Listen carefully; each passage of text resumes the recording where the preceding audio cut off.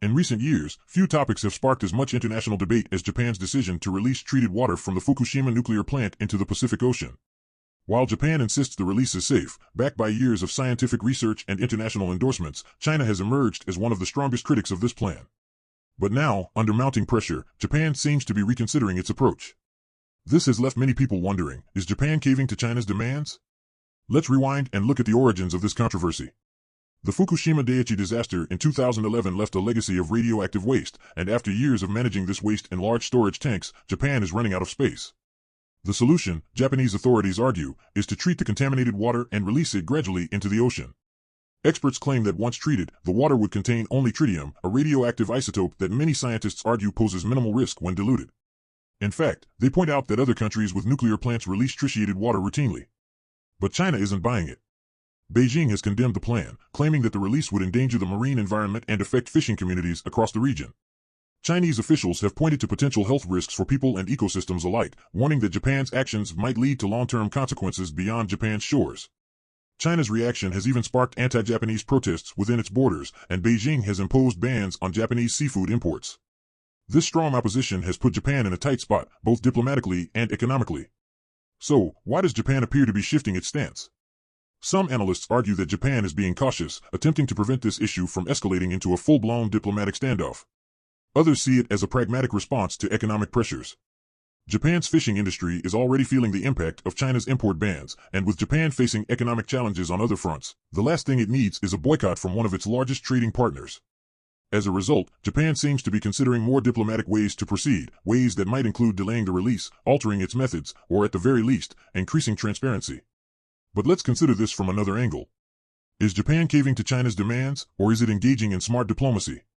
In international relations, perception can be as important as policy, and Japan knows that maintaining strong alliances and stability in East Asia is essential.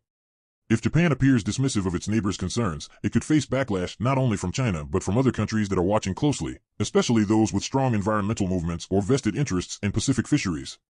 In this way, Japan might see its engagement with China not as caving, but as a way to uphold its image as a responsible, cooperative player on the world stage. Still, Japan faces the risk of looking weak if it concedes too much ground. Critics argue that bending to pressure from Beijing could embolden China to impose its influence on other issues of Japanese sovereignty. Japan's response to the Fukushima water situation could set a precedent that China might leverage in future disputes.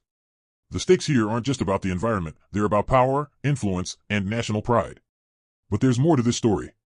Behind the scenes, many believe the Fukushima water debate is a proxy battle in the larger struggle for influence in Asia.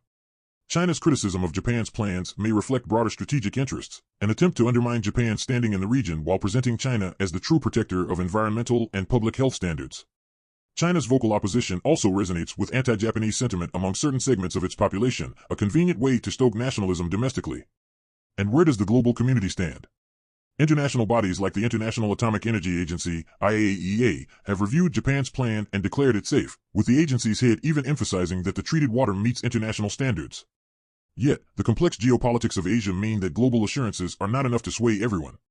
Other nations in the Pacific, like South Korea and Taiwan, are monitoring the situation carefully, wary of environmental risks and aware of the political undercurrents that influence China and Japan's rivalry. So, what's next for Japan? It's a delicate balancing act. On the one hand, Japan must demonstrate that it won't back down on matters of national interest. On the other, it needs to manage relations with its neighbors, especially China, without appearing reckless. If Japan finds a way to address these concerns without compromising its sovereignty, it could turn this crisis into an opportunity, proving that it can lead responsibly in complex situations. Ultimately, Japan's handling of the Fukushima water issue will send a message not only to China but to the entire world about its approach to diplomacy, environmental responsibility, and regional stability. Whether Japan is caving to China's demands or playing a sophisticated diplomatic game depends on how these next steps unfold. What do you think? Is Japan responding to legitimate concerns, or is this a case of undue pressure from China? Let us know your thoughts in the comments, and don't forget to like, subscribe, and hit the bell for updates on this evolving story.